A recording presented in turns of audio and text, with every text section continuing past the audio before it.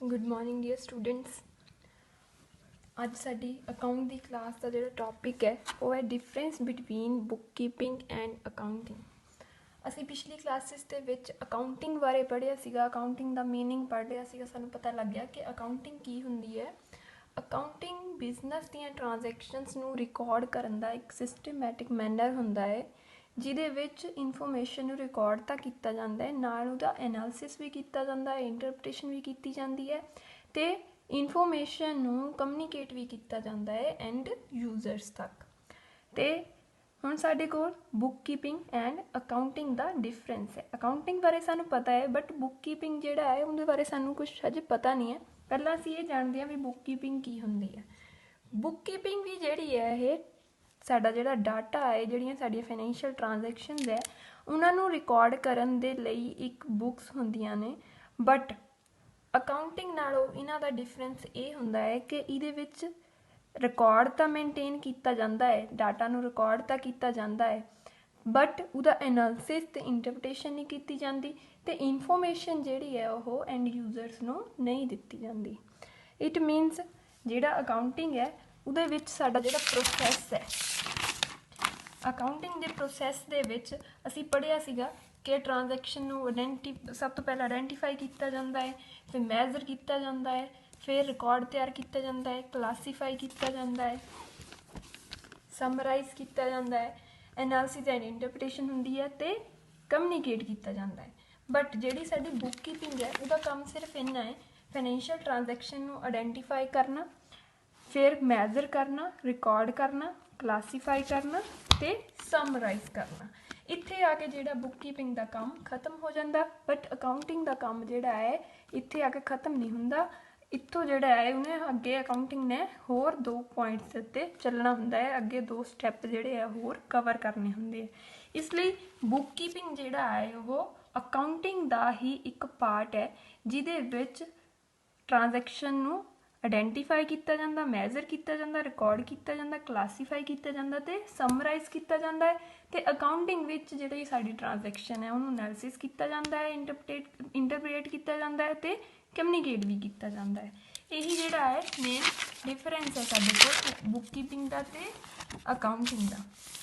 ਹੁਣ ਅਸੀਂ ਇੱਕ ਇੱਕ ਕਰਕੇ ਬੁੱਕ ਕੀਪਿੰਗ ਦਾ ਜਿਹੜਾ ਔਰ ਅਕਾਊਂਟਿੰਗ ਦਾ ਜਿਹੜਾ ਡਿਫਰੈਂਸ ਹੈ ਉਹਦੇ ਬਾਰੇ ਪੜ੍ਹਦੇ ਹਾਂ।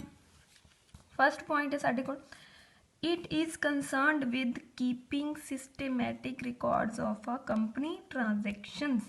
ਕਹਿੰਦੇ ਜਿਹੜੀ ਬੁੱਕ ਕੀਪਿੰਗ ਹੈ ਇਹਦਾ ਕਾਹਦੇ ਨਾਲ ਕੰਸਰਨ ਕਰਦੀ ਹੈ, systematic records of company transaction, company ਦੀਆਂ ਟ੍ਰਾਂਜੈਕਸ਼ਨਸ ਨੂੰ ਸਿਸਟੇਮੈਟਿਕਲੀ ਰਿਕਾਰਡ ਕਰਨ ਦੇ ਲਈ। ਅਤੇ ਅਕਾਊਂਟਿੰਗ ਜਿਹੜੀ ਹੈ ਕਿਆ ਹੈ, it is concerned with analysis and interpretation of financial events.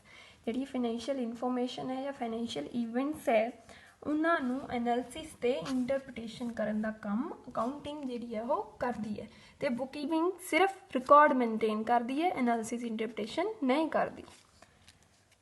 Next ਸਾਡੇ ਕੋਲ ਸੈਕਿੰਡ ਪੁਆਇੰਟ ਹੈ, ਦੀ work of book keeper is of routine and clerical in nature. ਕਹਿੰਦੇ ਜਿਹੜੇ ਸਾਡੇ ਬੁੱਕ ਕੀਪਰ ਹੈ, ਜਿਹੜਾ ਬੁੱਕ ਕੀਪਿੰਗ ਦਾ ਪ੍ਰੋਸੈਸ ਜਿਹਦੇ ਦੁਆਰਾ ਡਨ ਕੀਤਾ ਜਾਂਦਾ ਹੈ ਉਹਨੂੰ ਅਸੀਂ ਬੁੱਕ ਕੀਪਰ ਕਹਿੰਦੇ ਹਾਂ, ਜਿਹੜਾ ਕਿ ਬੁੱਕ ਕੀਪਿੰਗ ਨੂੰ ਰਿਕਾਰਡ ਕਰਦਾ ਹੈ। ਬੁੱਕ ਕੀਪਰ ਜਿਹੜਾ ਹੈ ਉਹਦਾ ਕਿਆ ਹੁੰਦਾ ਹੈ ਕੰਮ, ਰੂਟੀਨ ਦੇ ਵਿੱਚ ਡੇਲੀ ਬੇਸਿਸ ਦੇ ਉੱਤੇ ਕੰਮ ਕੀਤਾ ਜਾਂਦਾ ਹੈ ਅਤੇ ਕਲੈਰੀਕਲ ਨੇਚਰ ਦਾ ਕੰਮ ਹੁੰਦਾ ਹੈ, ਮਤਲਬ ਜੋ ਕਲਰਕ ਕੰਮ ਕਰਦੇ ਹੈ ਉਹ ਵਾਲਾ ਕੰਮ ਹੁੰਦਾ ਹੈ। ਬਟ ਜਿਹੜੀ ਸਾਡੀ ਅਕਾਊਂਟਿੰਗ ਹੈ ਉਹਦੇ ਵਿੱਚ ਕਿਆ ਹੈ, work is more of technical in nature. ਜਿਹੜੀ ਅਕਾਊਂਟਿੰਗ ਹੈ ਇਹਦੇ ਵਿੱਚ ਜਿਹੜਾ ਕੰਮ ਹੈ ਉਹ ਟੈਕਨੀਕਲ ਨੇਚਰ ਦਾ ਹੁੰਦਾ ਹੈ। ਹੁਣ ਕਲੈਰੀਕਲ ਦਾ ਕੰਮ ਜਿਹੜਾ ਹੈ ਉਹ ਕੋਈ ਵੀ ਕਰ ਸਕਦਾ ਹੈ, ਜਿਹਨੇ ਕੋਈ ਸਟੱਡੀ ਕੀਤੀ ਹੈ ਉਹ ਰਿਕਾਰਡਸ ਨੂੰ ਮੇਨਟੇਨ ਕਰ ਸਕਦਾ ਹੈ। ਬਟ ਅਕਾਊਂਟਿੰਗ ਦਾ ਕੰਮ ਉਹੀ ਕਰ ਸਕਦਾ ਹੈ ਜਿਹਦੇ ਕੋਲ ਕੋਈ ਟੈਕਨੀਕਲ ਨੌਲੇਜ ਹੋਏਗੀ।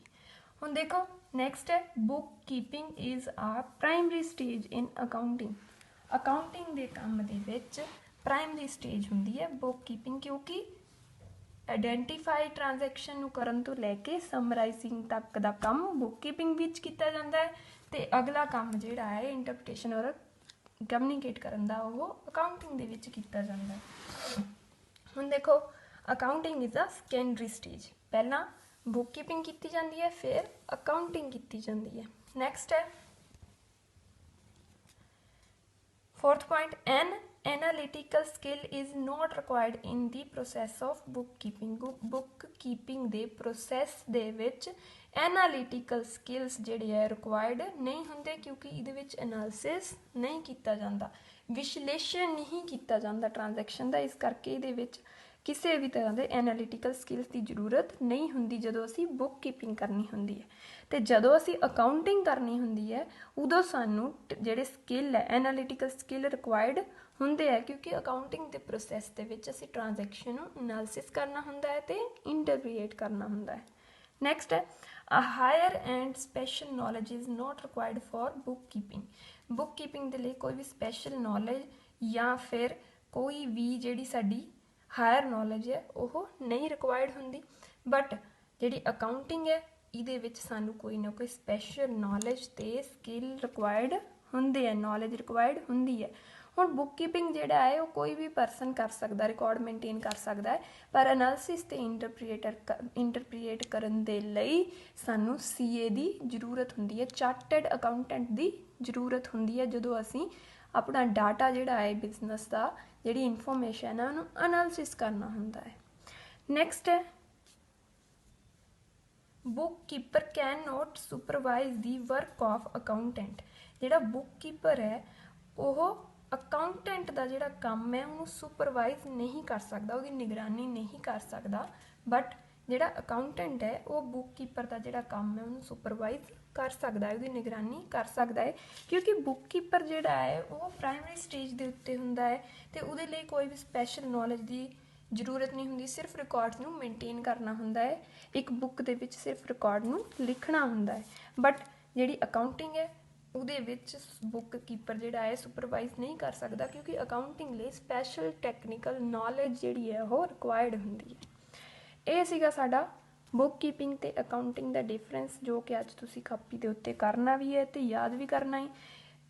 छोटा जिहा टॉपिक है बट इंपॉर्टेंट है, पेपर पॉइंट ऑफ व्यू दे नाल ये जिहड़ा टॉपिक है ये बहुत इंपॉर्टेंट है। Okay, thank you students.